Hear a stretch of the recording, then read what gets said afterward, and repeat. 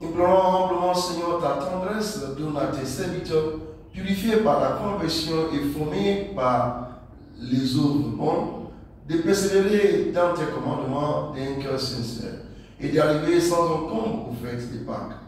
Par Jésus-Christ, ton Fils, notre Seigneur, qui vit et règne avec toi dans l'unité du Saint-Esprit, Dieu, pour les siècles des siècles. Amen.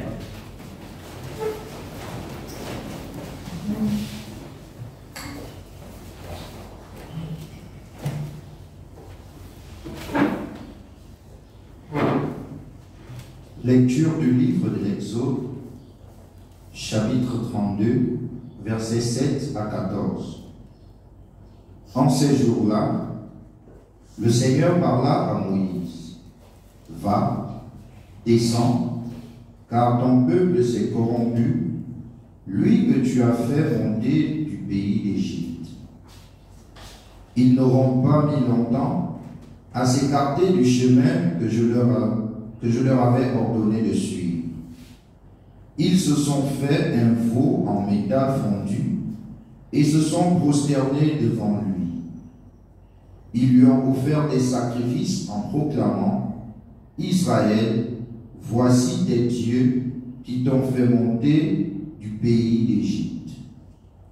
Le Seigneur dit encore à Moïse: Je vois que ce peuple est un peuple à la nuque raide. Maintenant, laisse-moi faire.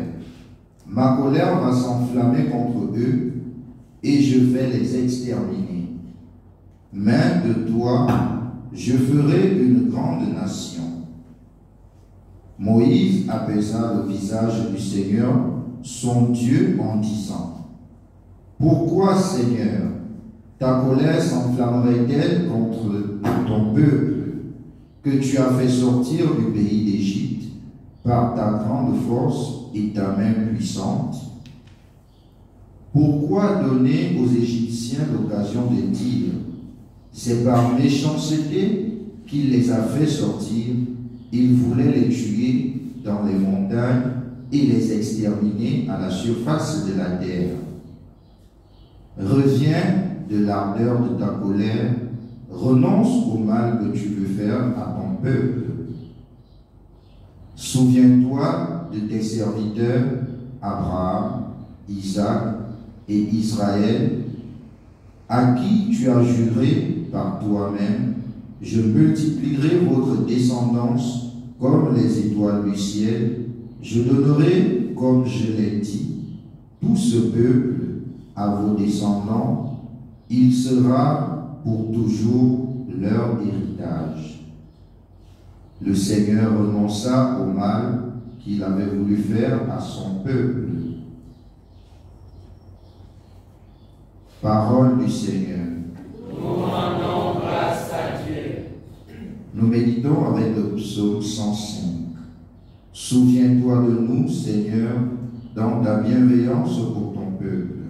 Souviens-toi de nous, Seigneur, dans ta bienveillance pour ton peuple. Souviens-toi de moi, Seigneur, dans ta bienveillance pour ton peuple. Avec nos pères, nous avons péché, nous avons failli et renié. Souviens-toi de nous, Seigneur, dans ta bienveillance pour ton peuple. À l'Horeb, ils fabriquent un veau, ils adorent un objet en métal, ils échangeaient ce qui était leur gloire pour l'image d'un taureau, d'un ruminant. Souviens-toi de nous, Seigneur, dans ta bienveillance pour ton peuple. Ils oublient le Dieu qui les sauve, qui a fait des prodiges en Égypte, des miracles au pays de Cham, des actions terrifiantes sur la mer Rouge. Souviens-toi de nous, Seigneur, dans ta bienveillance pour ton peuple. Dieu a décidé de les détruire. C'est alors que Moïse, son élu, surgit sur la brèche devant lui pour empêcher que sa fureur les extermine. Souviens-toi de nous, Seigneur, dans ta bienveillance pour ton peuple. Terre entière acclame Dieu.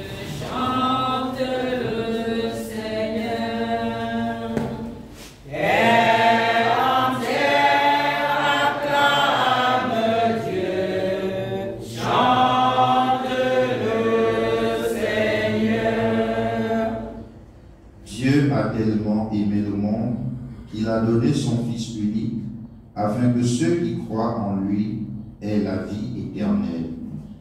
Terre entière acclame Dieu, chante le Seigneur. Le Seigneur soit avec vous. Et avec votre esprit. Évangile de Jésus-Christ selon Saint Jean. Gloire à toi, Seigneur. Jean chapitre 5, verset 31 à 47. En ce temps-là, Jésus disait aux Juifs, si c'est moi qui me rends témoignage, mon témoignage n'est pas vrai. C'est un autre qui me rend témoignage, et je sais que le témoignage qui me rend est vrai. Vous avez envoyé une délégation auprès de Jean le Baptiste, et il a rendu témoignage à la vérité. Moi, ce n'est pas d'un homme que Dieu reçoit le témoignage, mais je parle ainsi pour que vous soyez sauvés. Jean étant la lampe qui brûle, et vous avez voulu réduire au monde de sa lumière. Mais j'ai pour moi un témoignage plus grand que celui des gens. Ce sont les œuvres que le Père m'a donné d'accomplir. Les œuvres même que je fais témoignent que le Père m'a envoyé. Et le Père qui m'a envoyé, lui, m'a rendu témoignage. Vous n'avez jamais entendu sa voix. Vous n'avez jamais vu sa face. Et vous ne laissez pas sa parole demeurer en vous. Parce que vous ne croyez pas en celui que le Père a envoyé. Vous scrutez les Écritures parce que vous pensez y trouver la vie éternelle. Or, ce sont les Écritures qui me rendent témoignage. Et vous ne voulez pas venir à moi pour avoir la vie. La gloire, Dieu ne la reçoit pas des hommes. D'ailleurs, je vous connais. Vous n'avez pas en vous l'amour de Dieu. Moi, je suis venu au nom de mon Père et vous ne me recevez pas. Qu'un autre vient en son propre nom, celui-là, vous le recevrez. Comment pourrez-vous croire, vous qui recevez votre gloire les unes des autres et qui ne cherchez pas la gloire qui vient de Dieu unique? Ne pensez pas que c'est moi qui vous accusera devant le Père. Votre accusateur, c'est Moïse, en qui vous avez mis votre espérance.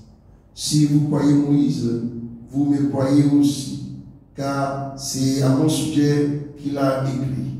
Mais si vous ne croyez pas ces Écritures, comment croyez-vous mes paroles? Acclamons la parole de Dieu. Louange à toi, Seigneur Jésus. Bien-aimés dans le Seigneur, continuons ce temps de grâce, ce temps de conversion. La parole de Dieu ne cesse de nous guider, la parole de Dieu ne cesse de nous accompagner.